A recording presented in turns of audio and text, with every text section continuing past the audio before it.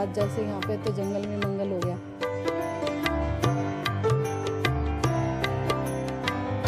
जिसका बापूजी है उसका कोई बिगाड़ने वाला नहीं।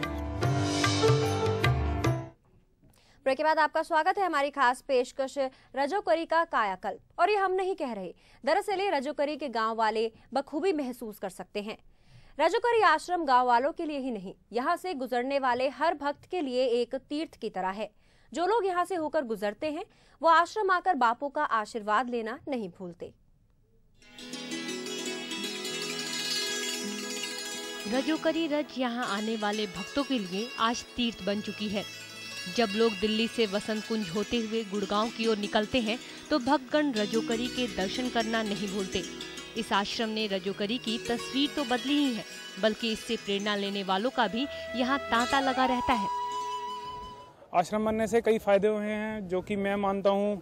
ये पीछे की तरफ आदिवासी इलाका है और बच्चों के पास पढ़ाई के लिए अपनी बेसिक जो संस्कार हैं वो जानने के लिए कोई ऐसा स्कूल वगैरह नहीं है जितना मैं जानता हूँ। इस आश्रम की वजह से जो बहनें यहाँ पे सेवा करती हैं वो धीरे धीरे उन बच्चों में जागरूकता ला रही हैं कि हमारी संस्कृति क्या है, हमारा भारत का जो बारे में है कि सुबह उठ के अपने सूर्यदेव को जल देना और बड़दादा की परिक्रमा लगाना, बड़े बुजुर्गों की सेवा करना। रजोकरी के लोगों पर बापू की कृपा जमकर बरसी है। गांव में हमें ऐसे लोग भी मिले जो अपनी खुशनुमा जिंदगी को बापू का ही आशीर्वाद मानते हैं। हो सकता है कि ये खुद उनकी अपनी मेहनत और लगन के बल पर ही मुमकिन होता हो, लेकिन उसका पूरा श्रेय ये लोग बापू को ही देते हैं और रजोकरी को तीर्थ मानकर नियमित रूप से आश्रम दर्शन के लिए जाते हैं। इस आश्रम को मैंने बिल्कुल बनने वाली स्थिति से देखा है। जब यहाँ बिल्कुल उजाड़ पहाड़ी भूमि थी, आश्रम के सभी साधकों ने, आश्रम के भाई लोगों ने खुद बहुत मेहनत कर करके हल कस्सी चला के इस आश्रम को इतनी मेहनत से बापू की आज्ञा से बनाया। इसका सिद्धांत और पर्पस सिर्फ यही था कि समाज में, देश को खूब इन भारतीय संस्कृति का फायदा मिले। जो कुछ भी आरोप प्रत्यारोप लगाए जा रहे हैं वो बिल्कुल गलत हैं। इस इलाके में बापू की अगुवाई में जो विकास कार्य हुए हैं उनका फायदा हर खासो आम को पहुंचा है। यही वजह है कि ये लोग बापू को लेकर मीडिया में उठ रही किसी भी बातों पर यकीन करने को कतई तैयार नहीं है। जो कुछ है दुख सुख सब मेरे बापू जी, इतने कष्ट आए कि कोई ना था हमारा।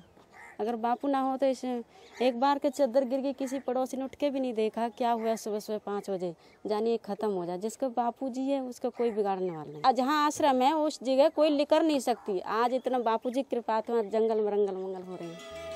गुरु गोविंद दो खड़े काके लागू पाए, बलिहारी गुरु आपने गोविंद दियो बताए।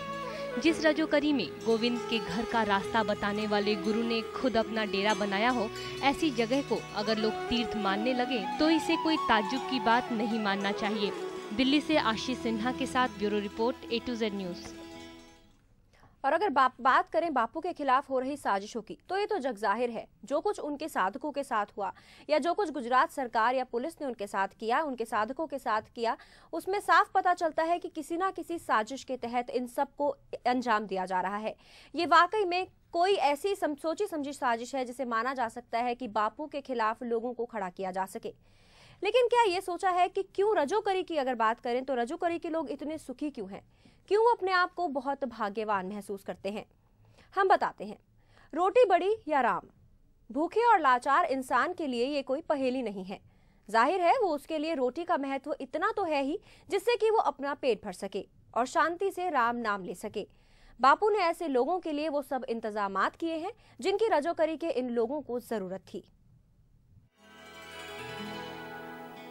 भूखे भजन न हो गोपाला, इस बात को बापू भी बखूबी जानते हैं।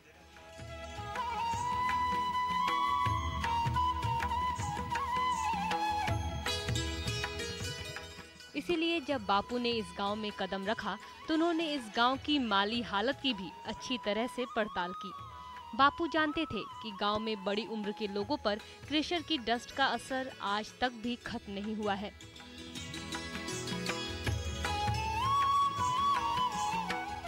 इसलिए उन्होंने सबसे पहले गांव वालों का आयुर्वेद के जरिए मुफ्त इलाज शुरू किया।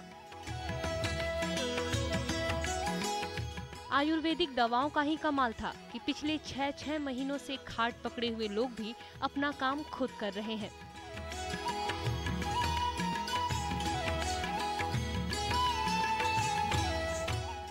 कई दिन से जुड़ा हुआ और खूब फायदा है। मेरे तो दवाई पानी बापूजी के घर खाट में पड़ी रहती, मैं तो 6-6 महीना तक बापूजी की कृपा से खड़ी हो रही हूँ। बापूजी के राशन पानी कपड़े लत्ते बापूजी देता है, खूब फायदा है बापूजी की वजह से हमारे तो।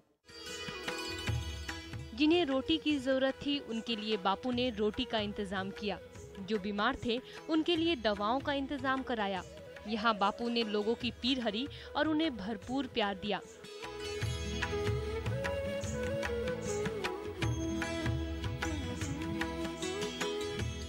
ये बापू की ही कृपा थी कि जो भी संपर्क में आया उसकी झोली खुशियों से भर गई और सारे दुख दर्द एक झटके में दूर हो गए।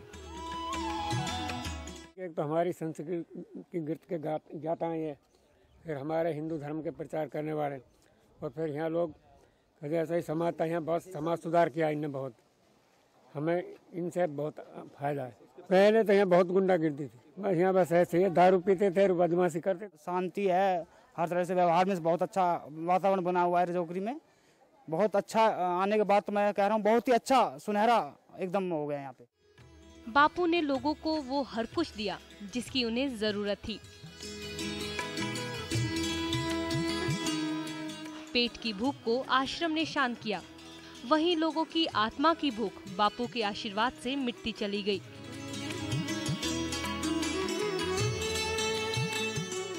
यही वजह है कि गांव के ज्यादातर लोगों का ये आश्रम ही अपना घर बन गया।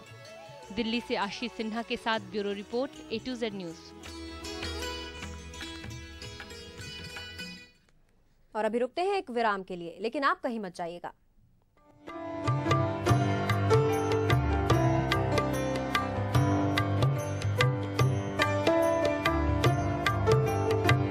आश्रम बनने के बाद जैसे यहाँ पे तो जंगल में मंगल हो गया।